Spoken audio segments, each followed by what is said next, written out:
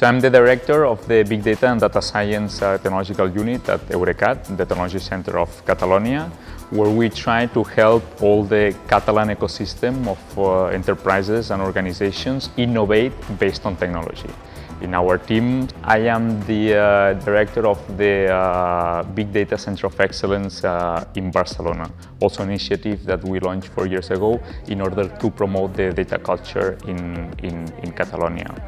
As part of my more operative job, I lead a team, I like to call them 20 data ninjas, which profiles data engineering, data science, most of them with PhD. We try to do innovation projects and trying to help companies and organizations really to extract value on the data that they are acquiring or that they could acquire.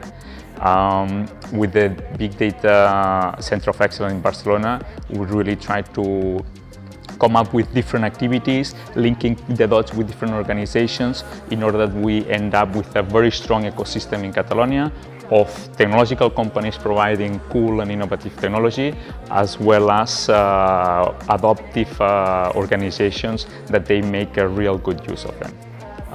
For example, we have the Big Data Congress, so we launched also what we call the Data Analytics Club, where we have data strategies of some of the main companies around. So we are in luck because in Barcelona there's like very strong data team from local but also multinationals such as Sanofi, we have Banc de Sabadell, CaixaBank, FC Barcelona, Schneider Electric, and we meet every couple of months and we discuss about aspects that we really find interesting, and we try to help each other in order to strengthen our teams and our initiatives.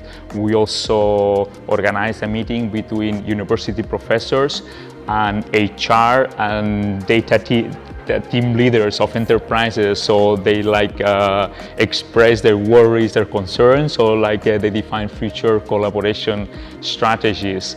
We also meet with M4 Social, which is an organization that has contact with all the organizations in Catalonia of the third sector, and we try and the Data for Good Barcelona, which is a group of volunteers, experts in data science, that they give for free hours of work to companies of the third sectors. We try to promote all these technologies that at the same time can be so good for companies adopting them.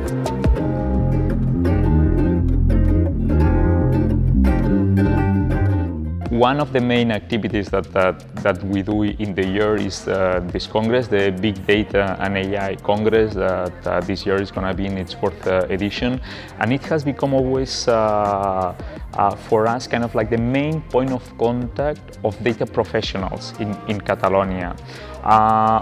Although these technologies are everywhere, we are at the beginning of really making them transversal.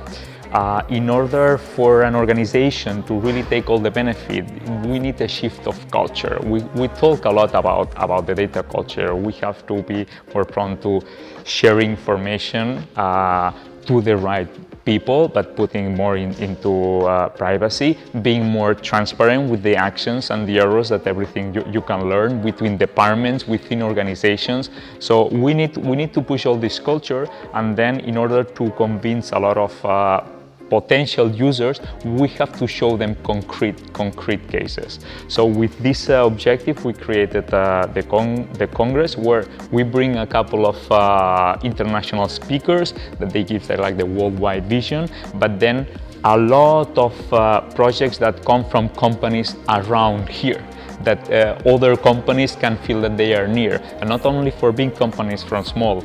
So apart from having the keynotes with the visionary view, then we have a lot of use cases about all these companies. We have a session also focused on this data culture and how companies are adopting and deploying the technology, but that it's not only a matter of technology, but about the people using it.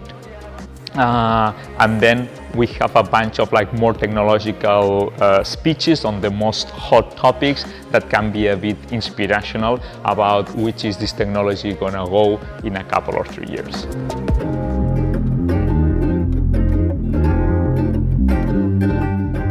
At the end, as a technologist and as a human being, I really think all these technologies, which include AI, big data, IoT, really can help us to become a better society.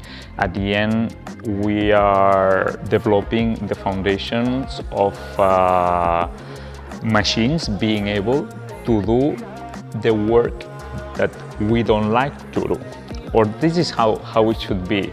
Right? So if we at the end of the day can be more productive using less of our times, or using the time that we work on the actual things that we humans are good and feel rewarded for. So I see in the future like less repetitive tasks, less people in the factories, and more people, more parents behaving as parents and spending time with their kids, more time of sons taking care of their elderly, or like just like all these human tasks. This doesn't mean that like there's jobs that has to really disappear. Some of the cases that usually people use, maintenance guy. There will always be machines that break down, but instead of like having to fix very simple tasks repetitive way, maybe he can focus on the cooler or more complex tasks, or think about creative ways about to solve or improve a process, and definitely then find a lot more teachers and people taking care of each other and being at the end more human.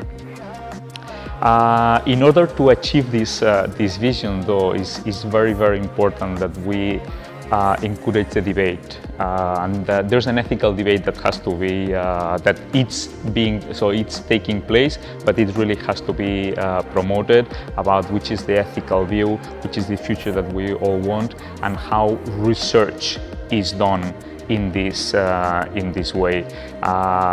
Practitioners, adopters, policymakers are having discussions, and they have to have more in order that we take in consideration all views, not only from the big part of communities, but also to the smaller ones, and we really, among all, with all perspectives, define a better future for all.